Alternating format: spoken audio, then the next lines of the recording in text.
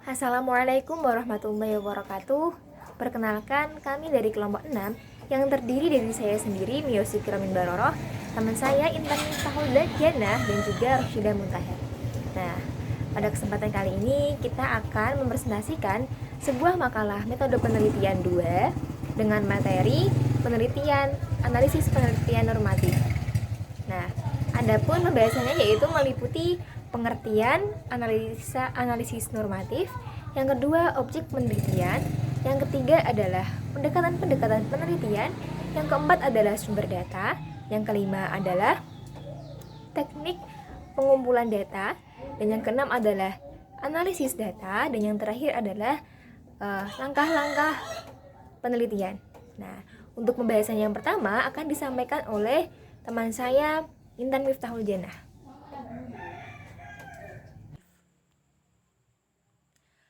Pengertian penelitian normatif biasanya disebut juga dengan penelitian hukum doktriner, di mana hukum dikonsepsikan sebagai apa yang tertulis dalam peraturan perundang-undangan atau kaidah atau norma yang digunakan sebagai patokan dalam berperilaku di masyarakat yang dianggap pantas.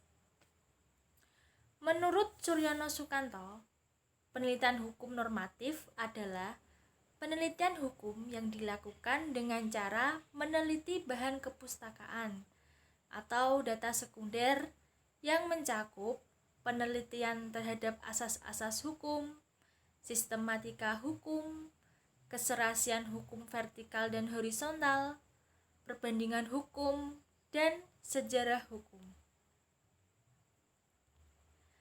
Sementara menurut Sutatnyo Wikyosubroto, penelitian hukum normatif yakni penelitian terhadap hukum yang dikonsepkan dan dikembangkan atas dasar doktrin yang dianut sang pengkonsep atau sang pengembangnya. Sementara objek dalam penelitian normatif ini hanya permasalahan yang berkaitan dengan bidang hukum saja. Selanjutnya, pendekatan dalam penelitian normatif. Yang pertama, yakni pendekatan perundang-undangan.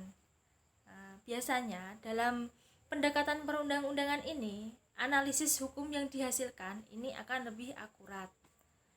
Yang kedua, pendekatan konsep. Dalam pendekatan konsep, ini akan memunculkan dalam pikiran kita mengenai objek-objek yang menarik perhatian, baik dari sudut pandang praktis maupun sudut pandang pengetahuan. Selanjutnya, pendekatan perbandingan. Nah, dalam bidang hukum kan kita tidak mungkin untuk melakukan eksperimen. Jadi, dalam pendekatan ini akan berfungsi untuk membandingkan sistem hukum dari lembaga hukum satu dengan lembaga lainnya. Selanjutnya, pendekatan historis. Pendekatan historis ini menghubungkan hukum masa kini dengan masa lampau. Karena adanya tatanan hukum pada masa kini itu dikarenakan telah adanya tata hukum pada masa lampau. Dan tata hukum yang sekarang ini juga akan membentuk tunas-tunas tata hukum yang akan terjadi di masa yang akan datang. Selanjutnya, pendekatan analitis.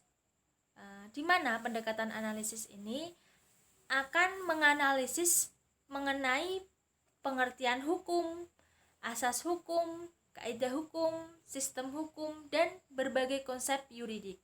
Selanjutnya, sumber data. Sumber data yang digunakan dalam penelitian ini hanyalah data sekunder yang terdiri dari bahan hukum primer, bahan hukum sekunder, dan bahan hukum tersier. Nah, data sekunder sendiri adalah suatu data yang bersumber dari penelitian kepustakaan, yaitu data yang diperoleh tidak secara langsung dari sumber pertamanya, melainkan bersumber dari data-data yang sudah terdokumentasikan dalam bentuk bahan-bahan hukum. Nah, Sumber data sekunder sendiri ini dibagi menjadi 3. Yang pertama yaitu bahan hukum primer, yakni bahan hukum yang mengikat dan terdiri dari norma atau kaidah dasar, peraturan dasar, peraturan perundang-undangan, bahan hukum yang tidak dikodifikasi seperti hukum adat dan jurisprudensi. Yang kedua yaitu bahan hukum sekunder, yakni bahan yang memberikan penjelasan mengenai bahan hukum primer seperti rancangan undang-undang, hasil penelitian, atau pendapat para pakar. Dan yang ketiga yaitu bahan hukum tersier, yakni bahan hukum yang memberikan petunjuk maupun penjelasan terhadap bahan hukum primer dan sekunder, seperti kamus hukum dan ensiklopedia. Nah, selanjutnya adalah teknik pengumpulan data penelitian normatif. Yang pertama adalah teknik pengumpulan data dokumentasi, yaitu suatu metode pengumpulan data dengan melakukan pencatatan terhadap berkas-berkas atau dokumen-dokumen yang ada hubungannya dengan materi yang dibahas.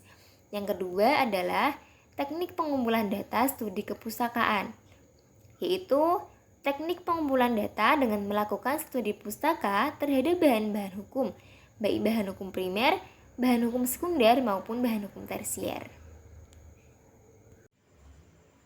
Selanjutnya, teknik analisis data. Analisis data dalam bahan hukum sekunder membandingkan pendapat-pendapat hukum dari buku-buku, jurnal, narasumber, artikel di website dengan tema dalam penelitian data yang diperoleh. Kemudian dideskripsikan dan diabstraksi untuk kemudian digunakan untuk menjawab permasalahan yang berkaitan dengan penelitian. Selanjutnya, langkah-langkah penelitian. Yang pertama, mencari dan mengklasifikasikan fakta-fakta. Yang kedua, mengadakan klasifikasi tentang masalah hukum yang diteliti. Yang ketiga, mengadakan penelitian historis, sosiologis maupun historis yuridis mengenai masalah hukum yang diteliti. Yang keempat, mengadakan analisis hukum dan analisis interdisipliner dan multidisipliner. Yang kelima, agar lebih mendalam lagi, maka peneliti hukum seyogyanya mengadakan perbandingan hukum.